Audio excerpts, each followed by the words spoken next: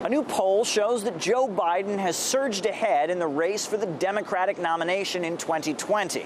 The poll shows that 46% of Democrats are backing Joe Biden as the potential nominee, with only 14% backing Bernie Sanders. And despite a lot of other polls telling a very different story, the media has jumped on this one. Voices are now telling us why he's the best choice for the Democrats. And this is a guy who doesn't hate Republicans like you see some of the folks on the left. The argument for Joe Biden is that he's the most electable candidate for Democrats to beat Donald Trump.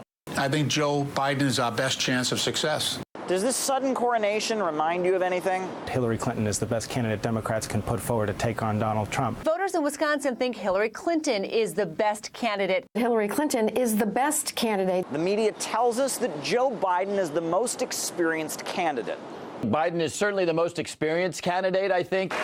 Hillary Clinton is the single most experienced and prepared person who has ever run for president of the United States. Furthermore, it stresses the point that Biden is a centrist.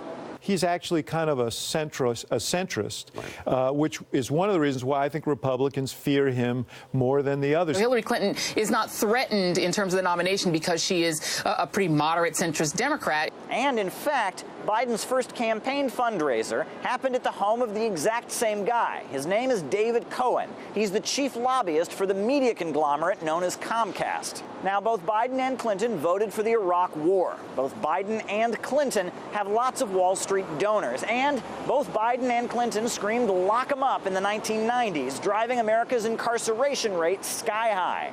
For those who may have forgotten, Hillary Clinton lost. Trump's victory in the 2016 election was interpreted largely as a rebuke of a failing political establishment. Now, Hillary Clinton's husband got some interesting advice years ago.